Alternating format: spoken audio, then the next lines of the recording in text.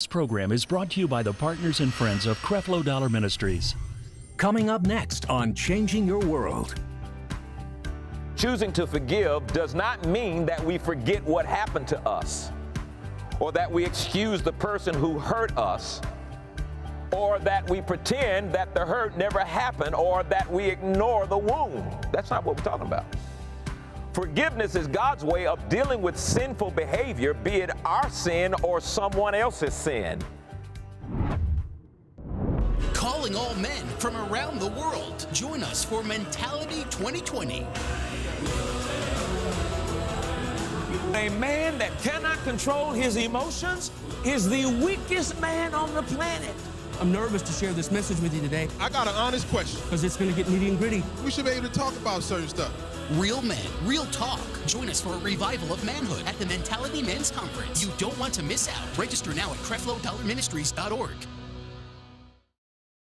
This is your world, so let's vow to make it a better place. Let every heart that needs to know your love is here to stay. It's time we live a new life. Let His love shine bright in you. We're saved by His grace, so we embrace your love today. We are changed.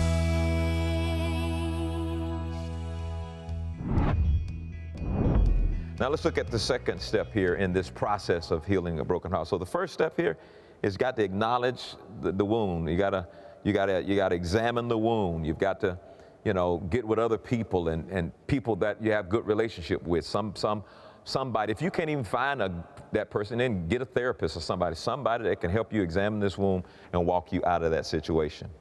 Now, number two. Now, in order to heal from relational wounds of the past, we need to identify, number two, we need to identify and let go of those relational patterns we fall into that reopen old wounds, even in current relationships. So the second process here is I need to identify and I need to let go of those relational patterns that we fall into, those relational patterns that seem to bring us back and reopen some of those old wounds in those relationships. You have to begin to look at it. You have to look at what am I doing in every relationship that allows me to always end up in this same spot? What's going on in this relationship, the same thing that went on in the last relationship, the same thing that's going on, and it reopens the same wound. You've got to identify those things, because a safe and trusting relationship is the best place to explore those relational patterns. And like I said before, to have a relationship, even if it's a counselor or a trusted friend, you need someone who will be honest with you. I said you need someone who will be honest with you and can help you get outside yourself to examine objectively the harmful patterns that are replacing themselves and replaying themselves and reoccurring in your life over and over and over again. Who in your life can you trust to tell you, dude, you keep doing the same thing over again? Or you're replaying the same thing. I remember when you did it, 10 years ago. I remember when you did it before you got your divorce. You keep doing the same thing over and over and over again. See, when you have a supportive and a trusted person in your corner to talk and to pray with, that's very essential. That's very important. Somebody in your life that can confront you. Look at Philippians chapter 3:13. Let's look at it in the New Living Translation. Well, that ain't Bible. Look at Philippians 3:13 in the New Living Translation. He says this. He says, "No, dear brother and sister, I have not achieved it, but I focus on this one thing. I'm forgetting the past and I'm looking forward to what lies ahead." All right. So you're dealing with somebody, they don't have it all together. They hadn't achieved everything. And what they're doing is they're saying, I'm going to forget about some things and I'm going to focus on what I need to focus on, but I'm going to go forward and do what I need to do, okay? And look at Ephesians chapter 4, verse 14 to 15. Let's look at it in the King James and then the New Living Translation. The King James and then the New Living Translation. We're going to need support from people. We're going to need to let some things go. Look what he says in verse 13. Ephesians chapter 4, verse 14 and 15. Ephesians 4, 14 and 15. He says that we henceforth be no more children, tossed to and fro, and carried about with every wind of doctrine by the sleight of of man and cunning craftiness whereby they lie in wait to deceive. You know what verse 14 is saying? Stop being gullible. Verse 14 is saying stop being gullible. Stop entering into things so quickly without taking the time to examine it and look at it. Stop being so gullible. And sometimes in relationships, we're so gullible. There are signs at the very beginning of the relationship that this is toxic. There are signs at the very beginning of the relationship that this is not one that you should be involved in. To quit being so gullible. Don't be like children, tossed to and fro with every wind of doctrine. But then here's what he says, but speaking the truth in love. Do you have somebody in your life that can speak the truth in love?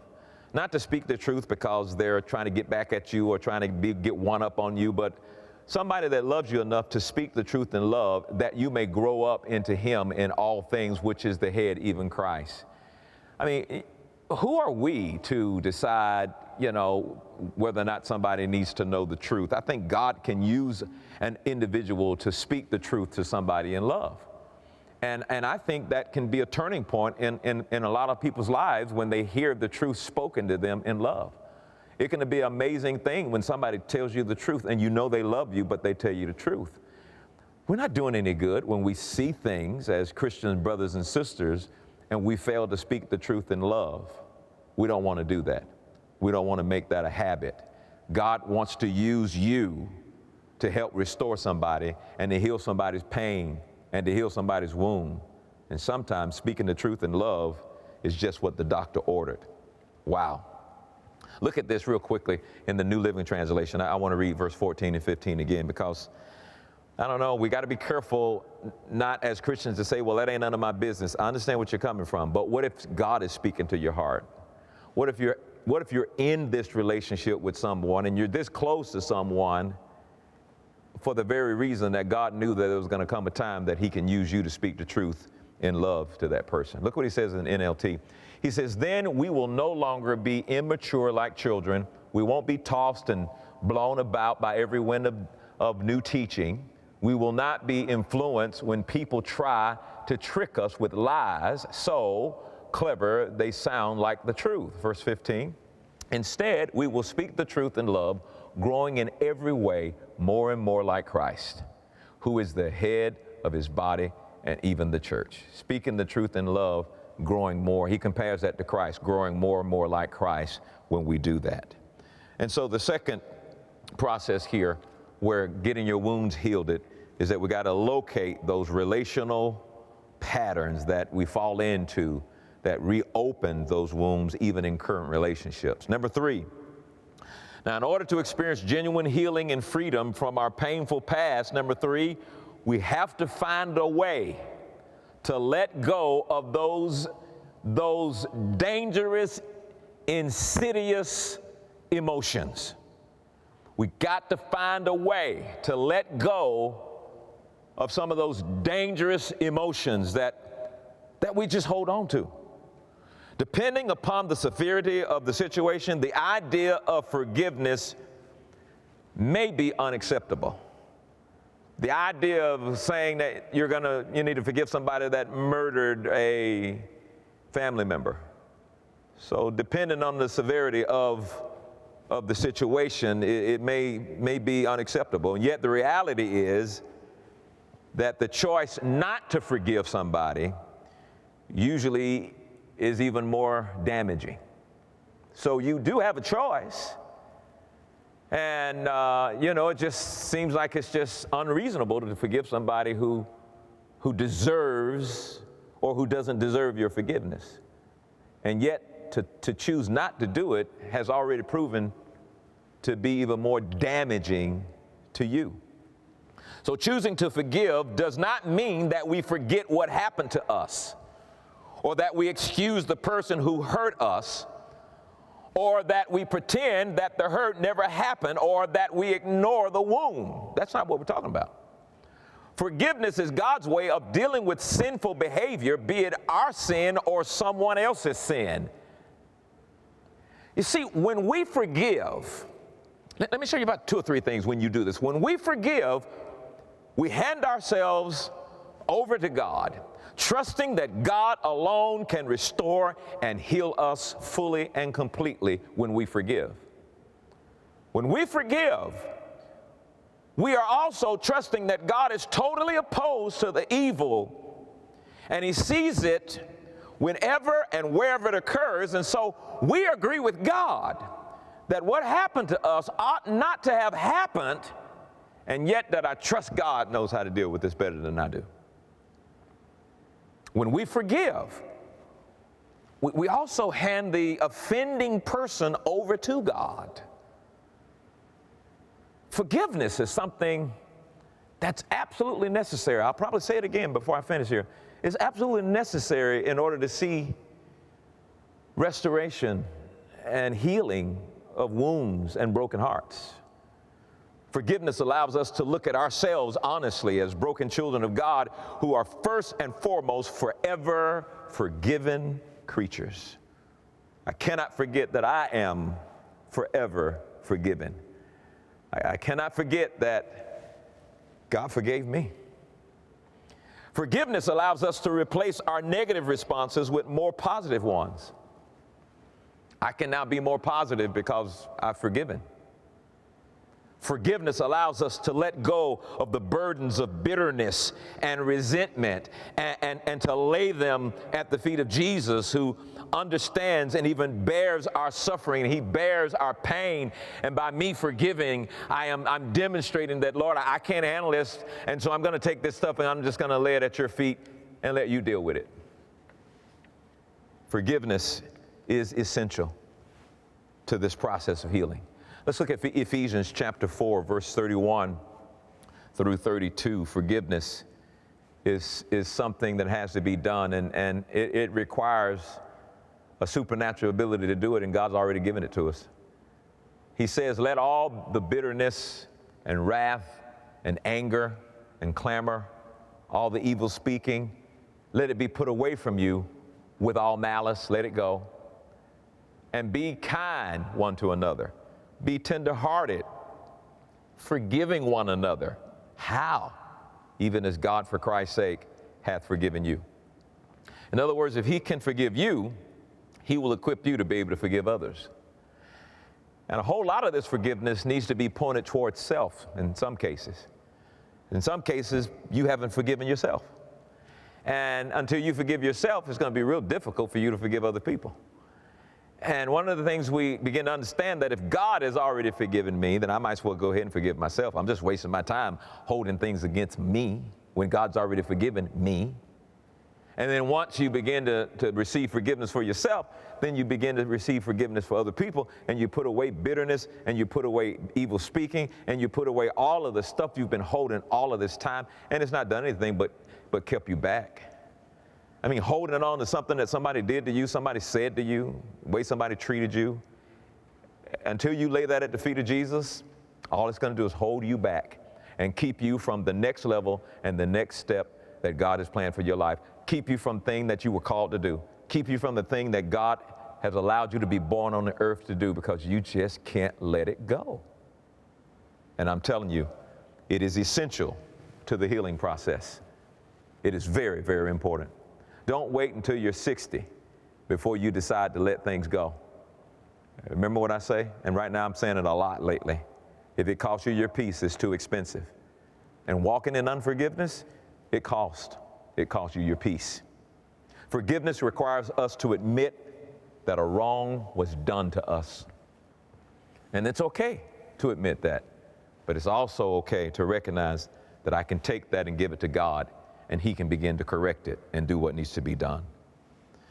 So by constantly blaming ourselves for wounds that were inflicted by others, and that's what happens sometimes, we blame ourselves for the wounds that were inflicted by other people. What are we doing? We're keeping ourselves from finding real freedom. Because at the end of the day, you start blaming yourself. Well, I did it. I'm sure you might have had a part to play in that, but blaming yourself all the time, that's not gonna help you to heal. You see, sometimes in the process of trying to manage our own pain, we end up wounding other people.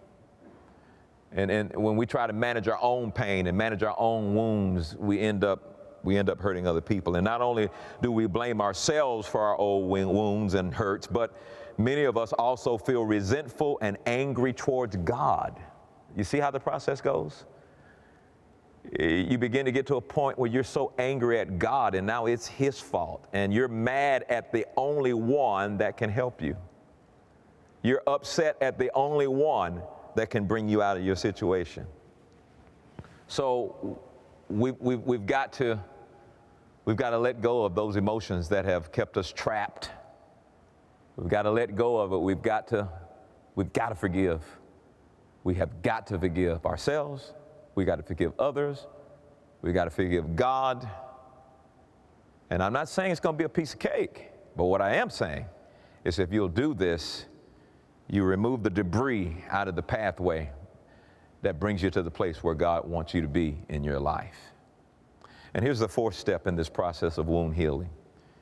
The key to genuine healing from past relational wounds is to find the courage to really love again. To find the courage to really love again.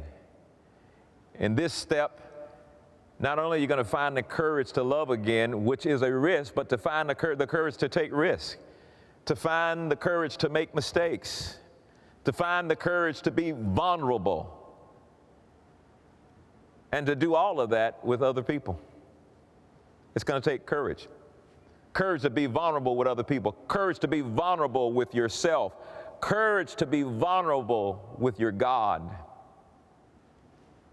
You got to figure out how to love again. You got to figure out how to live again. You got to figure out how to take risks. You got to figure out, how to make mistakes. You got to stop beating yourself up. And you have to make that decision.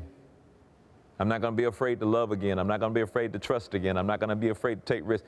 I mean, if you're sitting in the house all day because you're afraid of all the risks that are going on, we got to make some decisions, man. We got to make some decisions.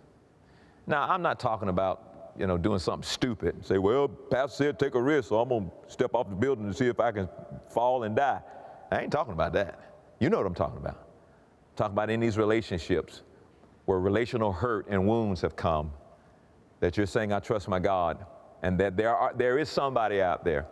Well, there ain't nobody out there. Yeah, there is somebody out there. There are people that are available. There are people that'll be sent to you by God. Somehow, somewhere, you might need to clean up your own expectations of, the type of people that you want to be around, and you're pushing away the ones that can end up to be your greatest blessing because they don't wear the tight clothes you wear or all that kind of stuff, or maybe they're not the same color you are. You got to be careful not to push away God-sent people that God sends into your life to be a blessing to your life. Amen? So now I want to review this. Some of this stuff you'll see in this, I want to go over that, just put it together real simple in a little summary form, just in case I forgot anything, the 12 ways of this brokenness to be healed. Let me give it to you in a short version. Number one, admit your brokenness. That's true. Nothing starts. Healing doesn't start until you can admit it. Admit your brokenness. Number two, let go of anything holding you back. Let go of anything or anyone holding you back. What's holding you back today? Who's holding you back today? Are you in a relationship with people that call you stupid all the time? Are you in a relationship with people that you constantly have to dumb yourself down in order to have a relationship with them? Are you in a relationship where you're always giving to people? Don't let go of anything that's holding you back or anyone. Number three, turn your failure into triumph. You make your mind up, I'm going to turn my failure into triumph. Some of you are still under stay-at-home orders. don't get up every day complaining about stay-at-home orders. Take advantage of the time. Make yourself better. Start a class on the internet or something. Come up with a business structure for a new idea, a new way of doing things. Spend a lot more time praying with God, time meditating in the Spirit, time building yourself up. Turn your failures into triumph. Number 4, even if you continue to fail, stay positive.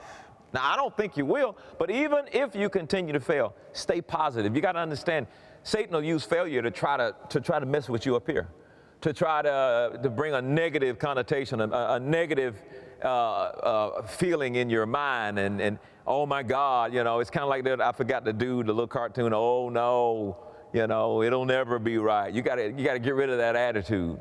That even in the midst of your attempt to try to do things right, they may not be working at the time, but still stay positive. Or maybe you did something and it wasn't accepted. Just stay positive, praise God, because people will, these things will grow you from one level to the next level, and you'll be ready when that time comes. Number 5, do not apologize for going forward towards holiness. You don't owe anybody an apology. I'm going forward. I am going to achieve wholeness. I realize that the true source of my wholeness is Jesus Christ. And I'm not going to apologize to anybody for being born again. I'm not going to apologize for anybody for spending more time in prayer. I'm not going to apologize to anybody for, going to church more. And I'm not going to apologize for me going towards wholeness in my life. And I know that sounds strange, but some people will persecute you when they see you trying to do better. Number 6, spend time with yourself and God. There's something that happens in that time you spend. God can shine a light. You can see things about you that you probably would have never seen before. God will talk to you about you. And spending time with Him, spending time under His light and allowing Him to show you things, it brings you to another level. Number 7, you don't have to worry about, but I don't have people to hang out with. Oh, I don't have folks that, that I vibe with. Because I believe your vibe will bring you to your tribe. And you don't have to worry about that. If you like art, and you're that way, and you get all stirred up with art and painting and stuff, there's somebody else just like you somewhere. There's somebody else that appreciates things just like you appreciate. Somebody says, well, how do you find them? You start off, God, bring these people into my life. Show me my tribe. You don't have to just resolve that you're going to be by yourself. Well, I'm weird and I'm an introvert and nobody understands me. Don't play that with yourself. You were created relational, just like God. And He has those relationships ready and prepared for you. We use our faith to get healed. We use our faith to get a promotion. We use our faith. Use your faith for relationships and for the right people to come around you and to be around you. Number 8, learn how and ask God to help you to love unconditionally. Learn what it means to love unconditionally. There are too many Christian people, we have been trained to love conditionally. I love you when these things are in the right place. I love you when you're acting like this. I love you when things are going this way. But loving unconditionally means I'm going to love you, and if you do stupid stuff, I'm still going to be there. I'm going to love you. If you get your butt put in jail, I am there because I love unconditionally. Man, we don't know how to do that. We don't know how to love when it's hard. And of course, God will add wisdom to all of that, but you've got to know what I'm talking about. Love is a gift, and to love somebody unconditionally is a gift. And that love was probably going to be something that you begin to grow into. We just beat too much of our own people up and throw them away when they need love. It's just something that happens when you can love somebody that everybody else has decided not to love, because brokenness, like I said before, people are really, they throw away what's broken.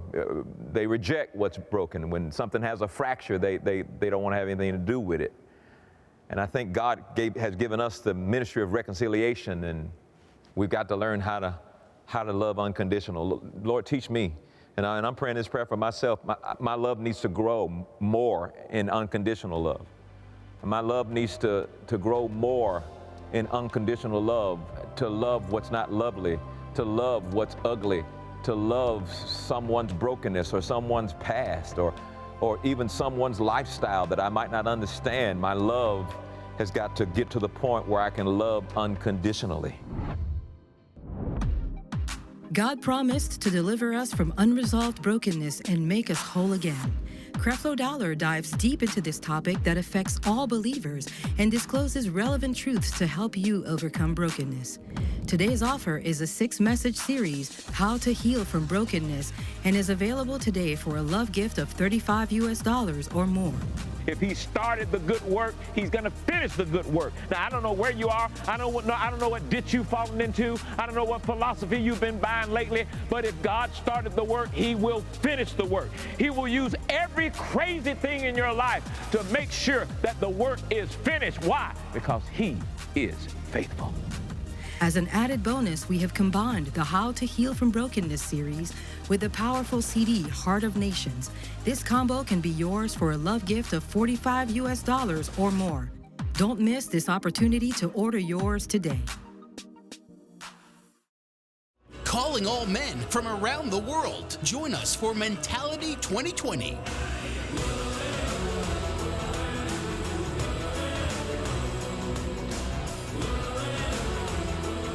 I'm nervous to share this message with you today I got an honest question. I want y'all to be real. because it's going to get nitty and gritty. I feel like we should be able to talk about certain stuff. Real men, real talk. We will get down to it at the 2020 Mentality Conference. The real man knows how to control his emotions. But a man that cannot control his emotions is the weakest man on the planet.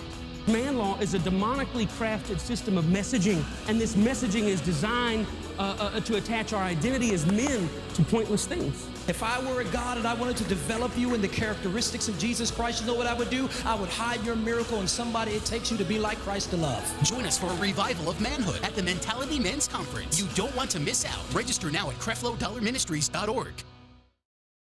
Have you ever wondered how the financial support from our viewers makes a difference in people's lives? We receive testimonies every day from people whose lives have been shattered by natural disasters, failed marriages, bankrupt businesses, and so on.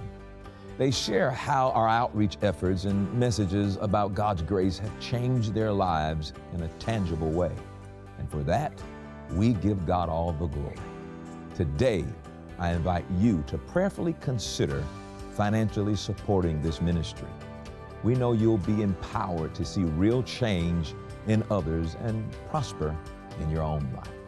Your financial donations into this ministry work all over the world to change countless lives. If you'd like to support our efforts to save the lost, you may call in or visit Creflo-Ministries.org today. God bless you. Because of you, Creflo Ministries is providing a new understanding of grace and empowering change in the lives of millions of people every day. Thank you, partners and friends. Your love and financial support makes it possible to bring this message into millions of homes all across the globe.